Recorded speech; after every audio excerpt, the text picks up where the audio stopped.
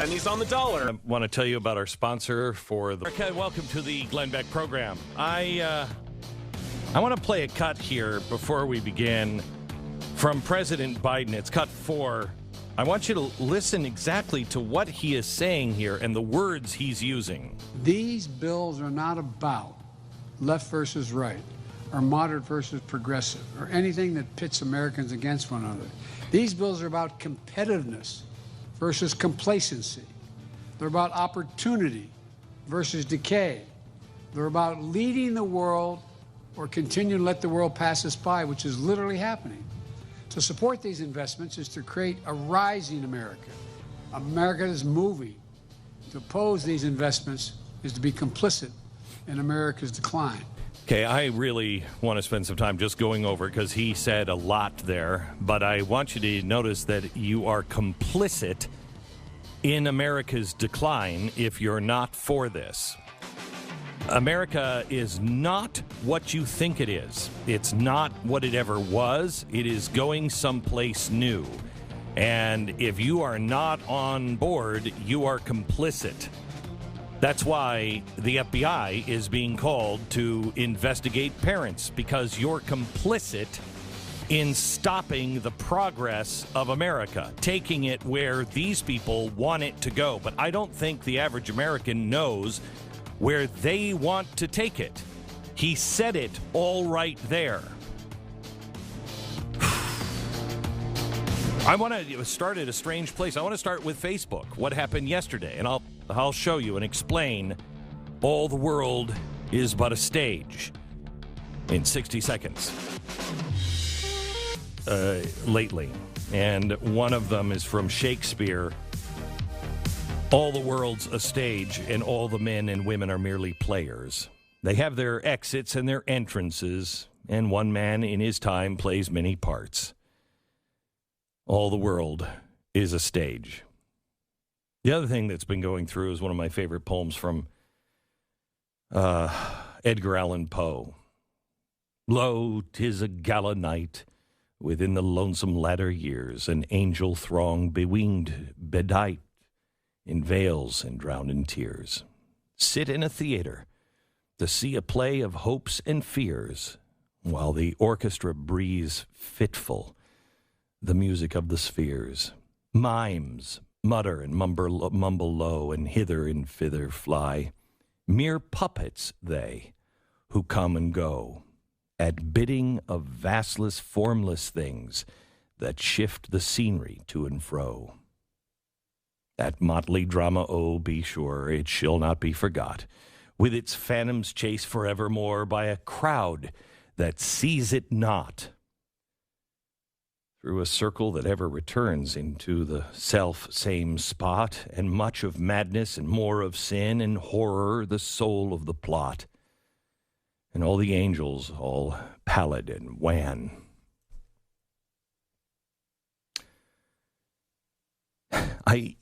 Every time I think of the world today, I think of the uprising unveiling affirm that the play is the tragedy man. All the world is but a stage, and it is becoming a tragedy, and its tragedy is the play man. You must begin to look at things differently, because nothing will be as it appears. Every dirty trick is being used.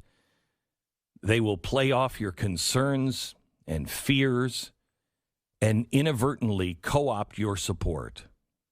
This is why I say question everything. Do your own homework. Because people do want to fundamentally change your country and your life, and they are counting on the fact that you will not do your own homework, that you will live in your own little safety bubble. I want to tell you about the play that happened yesterday. Did anybody watch it? Oh my gosh, it was wonderful. The Facebook whistleblower. Here she is in her opening statement. Listen. I'm here today because I believe Facebook's products harm children, stoke division, and weaken our democracy. The company's leadership knows how to make Facebook and Instagram safer but won't make the necessary changes because they have put their astronomical profits before people. Congressional action is needed. They won't solve this crisis without your help. This is fantastic, Yesterday, right? we saw Facebook get taken off the internet. I don't know why it went down, but I know that for more than 5 hours, Facebook wasn't used to deepen divides, destabilize democracies, and make young girls and women feel bad about their bodies. Wow. So now I'm watching this, and if you're a person that doesn't question deeply, you're like, wow, she's on our side. It sounds bad, sounds horrifying. I have no doubt there were people on the right standing up yesterday saying, you see, this is what we've been talking about. As we move the scenery to and fro. Did you notice the juxtaposition of what she just said? Facebook, a business that harms children, stokes division, and weakens democracy, also provides safe features like letting family members share pictures with their kids. Okay, all right. So reading between the lines, well, here's what we have. Some speech is good, some speech is bad. But how does that jive with free speech? And that is right there why conservatives took issue with Facebook and other social media platforms in the first place.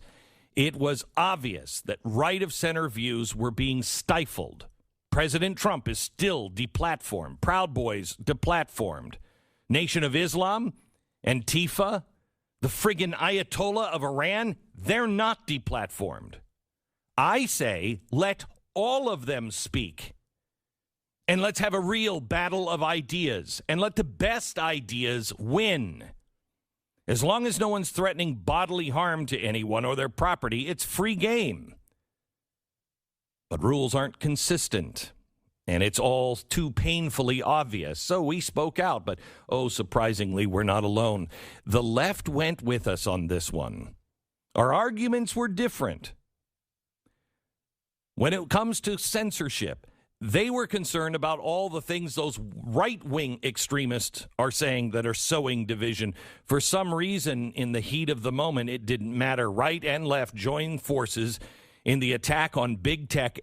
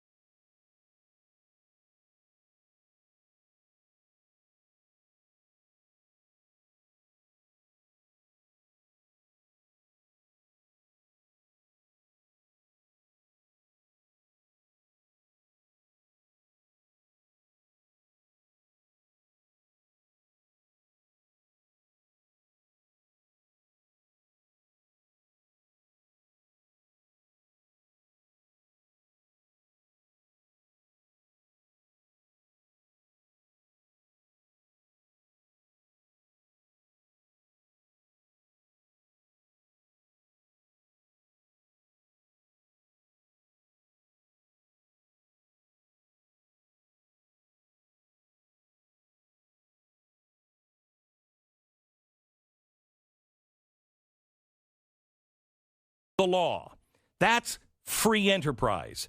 That's what the nation was founded upon. That is what we are trying to conserve. That's what the nation was founded upon. That is what we are trying to conserve as conservatives.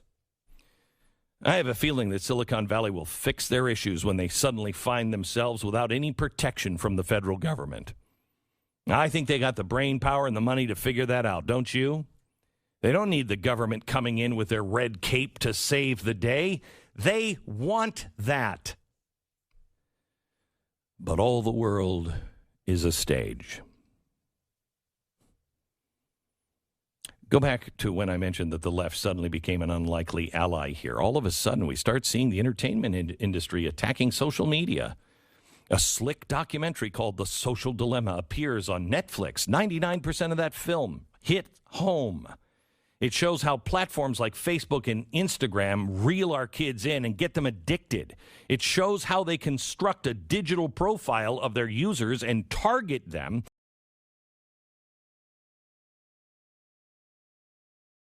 All of it. But then in the final 10 minutes, it happened. If you saw, did you notice every single one of the experts suggested the solution? More government intervention, more regulation. There was not one mention of the government rescinding their protections from litigation. All of a sudden, it seemed like it was some giant trap. I think the fish admiral needs to be in almost every newscast. You know, the fish admiral from Star Wars, he needs to be just off to the side. It's a trap! This whistleblower is working and is backed by the same legal team that spearheaded Trump's first impeachment. Her legal team is the same group of lawyers that advised the anonymous Ukraine whistleblower, who reportedly turned out to be then Vice President Joe Biden's top advisor on the country.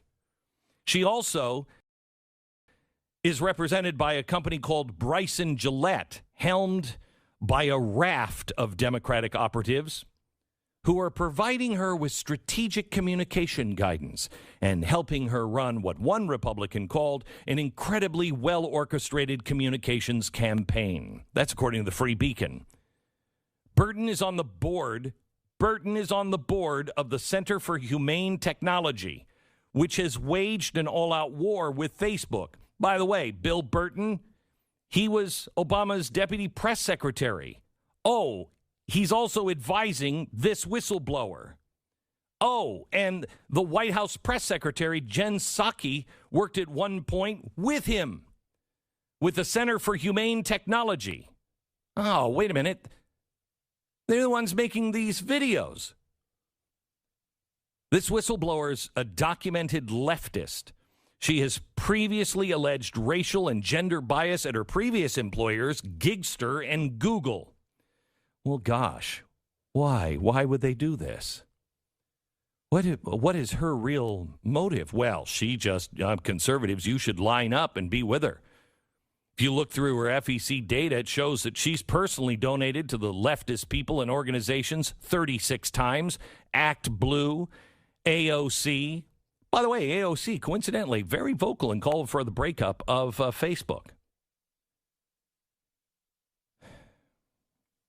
All the world is a stage. And every man and woman are merely players. I am tired of being played. I will do my own homework. So it is not. So us mere puppets don't come and go at the bidding of vast, formless things that shift the scenery to and fro. Back in a minute. More and more important, because our country is being fundamentally transformed, and it's a lot farther along than you think. When's the last time you ever heard anybody talk about the Constitution? Whether we can do these things constitutionally, it's all like, well, we'll do it, and then we'll let the Supreme Court decide. Why? Why don't you look? And that's what the president is supposed to do. That's what the veto is for. Not that I disagree with it, but this is unconstitutional. So the president is supposed to do. You don't hear people talking about the Declaration of Independence or the Constitution at all. That's the crux of our problems. Tonight at 9 o'clock, I'm going through that. I'm heading to the chalkboard. In fact, I have so many chalkboards, I asked them if we could do it on another set, and they're like, I don't think we have that many chalkboards, Glenn. But I want to go through the Constitution and the Declaration of Independence. I'm going to show you an easy way to figure out, can the government do that? It's really easy. It's very, very simple. Tonight, The Chalkboard. Join me tonight for Harmful Content, how King Biden is killing the Constitution. Tonight at 9 p.m. Eastern on blazetv.com and Blaze TV YouTube. Right after a brand new... Oh, boy. Stu Does America! What is now? We've got the little... That just happens when you say it. Holy cow. That is... It's true. Watch. Wow. Right after a brand new Stu Does America. It'll happen in your car, too, if you say it in your car. No, don't. By yourself. Don't say it. Don't say it in your car. Why would you say... Why? Why would you say that? I told you. All right. Okay, here's the thing. I want to go over Biden and what he said yesterday about being complicit in America's decline. They are weaponizing every single administrative office that they can. The FBI, the IRS, the post office, the Capitol Police, all being weaponized. And then he says, you better support these bills or you'll be complicit in America's decline. But he says a lot more right before that. I'll explain what they're building next.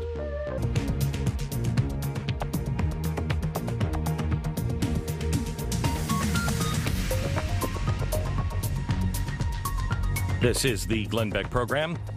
It is Wednesday, a very important program tonight on Blaze TV at 9 p.m. It's all about the Constitution and Declaration of Independence and how it's being violated over and over every day. And we have to just stick to that. We must just talk about that. Everything else is a distraction, and nothing else will save this country except a return to its principles. Later on in the program, I want to talk to you about the national divorce that everybody seems to be talking about. Also, I want to play two cuts here. First, let's start with cut 3. Here's Joe Biden yesterday giving a speech. Parenthetically, when you build a charging station, it's like back in the day when my grandpa worked for the American Oil Company back in the turn of in the 1920 in that area. They went from state to state convincing people that allow them to put 20,000 gallons of gasoline under the ground. They didn't want them around. Great point. Okay. Mm-hmm. Now, that doesn't seem real coherent. Okay, we've heard it before. Let's couple it with this. Cut 2, please. You told Joe Biden that it was not the right... He asked me. He said, what's the situation? And I explained exactly. He had not been aware of that. He literally had not been aware of... Stop. This is John Kerry talking to the people in France. France has pulled their gala night and also some of their people home. We have horrible relations because we sold nuclear technology, a submarine, to Australia. And France was supposed to do that. And now the French are really upset about it. And John Kerry just said that the president wasn't aware of that. Can we play some more, please? What had transpired. And I don't want to go into the details of it, but suffice it to say that the president, my president, is very committed to strengthening the relationship and making sure that this is a small event of the past and moving on to the much more important future.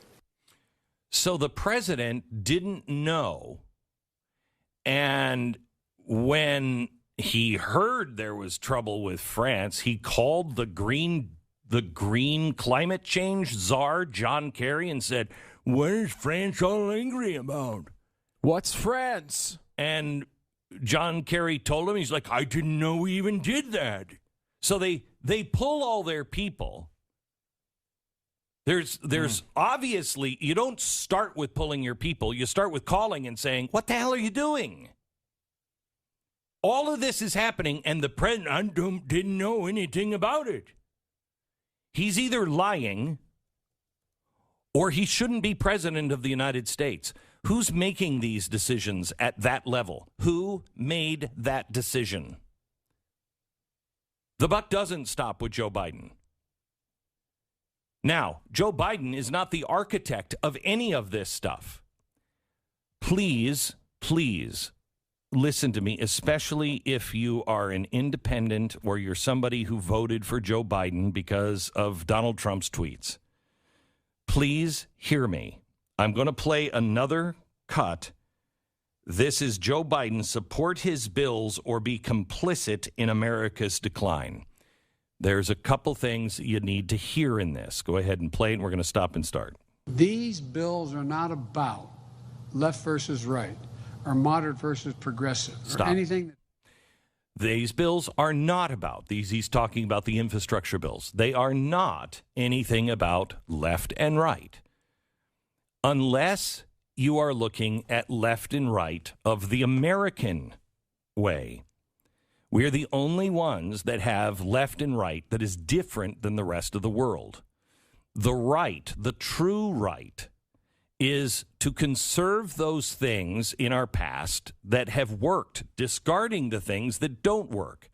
So it allows you to have progress, but it makes sure that you don't throw the baby out with the bathwater.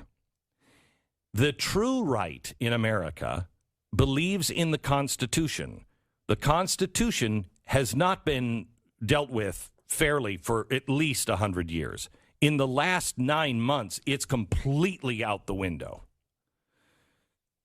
The right says a constitution of a government that is small and a constitution that is a charter of negative liberties. So the things that are in the Constitution are the things the government cannot ever do. You can do all these things, but none of these things. That's really important. That's what built us, is the government staying out of our way. Okay. That's the true right in America. The true left in America is total control. Be that fascism. So if you're a Nazi, you're not on the right. You're on the left with fascists. It's total control. That's the question in America. A small government or a total control government, or somewhere in between. We are being now sold a total control government. And if you don't believe me, have you read what the FBI is now going to do with parents? That's Gestapo stuff. That's Stasi stuff. That is not the role of the FBI. You do not come into our local communities and investigate parents that are speaking out against the school board. They're weaponizing everything in this country and going way beyond the Constitution. So why would they do it? He explains. Progressive or anything that pits Americans against one another. These bills are about competitiveness versus complacency. They're about opportunity versus decay. They're about leading the world or continuing to let the world pass us by, which is literally happening. Okay, stop. So what is his belief here? You have to understand what he said was really just wonderful. It's competitiveness over complacency. It's opportunity over decay. But where do you get your competitiveness? Competitiveness on the right would be, let me compete. Let me be able to build something that I could compete against Facebook. But I can't because Facebook is in league with the government. They have all kinds of special protections, and they have all kinds of attorneys and money and everything else in Washington to make sure that they'll keep me down. So competitiveness on the right is, let's just have everybody have a fair, completely level playing field. That's what we used to believe was fair. Not anymore. But Joe Biden, remember, Build Back Better, that is the Great Reset. Competitiveness is international competitiveness. So his theory is, America, this is an old theory from the 1920s. America is too slow. Democracy is too slow. A republic that is constitutionally mandated to keep the government small is too slow. You can't react fast enough to what's happening in the world. It's changing too rapidly. I just want to point out they made this point in the 20s, and then it fell out of fashion because of fascism and communism. But now that we've forgotten what fascism and communism is, or we look to China and we excuse it, they are back on the road of a big government controlling everything because they can dictate the free market better than the free market can. It will make us competitive with China. If becoming competitive with China means we have to do business like China, I don't want any part of that. And I don't think most Americans, including the Democrat next door, wants anything to do with that. We have to separate ourselves from the people in Washington, D.C. and our neighborhoods. I don't believe that the average Democrat wants to compete with China, meaning we restore competitiveness by becoming like China. But that's what's happening. That's what's happening with our banks. That's what's happening with our big companies. It's the Great Reset. He is making a case here for the Great Reset. He is actually telling you, and he's been doing it since his first not his inaugural speech, but his first State of the Union speech, where he said the world has to decide. We have to decide. Can we compete with this system? That was as clear as day. Can we compete with this system against the dictatorships of the world? The answer is yes. But they don't think so. And they know we can't. They know we can't if they cripple us, if they take away our energy. They are getting into bed. We're giving all of the favors to China. We're giving all of the favors to Russia. We're giving the world to Russia and China. But half of the people in the administration are with this Build Back Better. The other half really do hate America and want to see it destroyed. I think Joe Biden is part of that Build Back Better thing and has been convinced. By the way, Build Back Better comes from the World Economic Forum.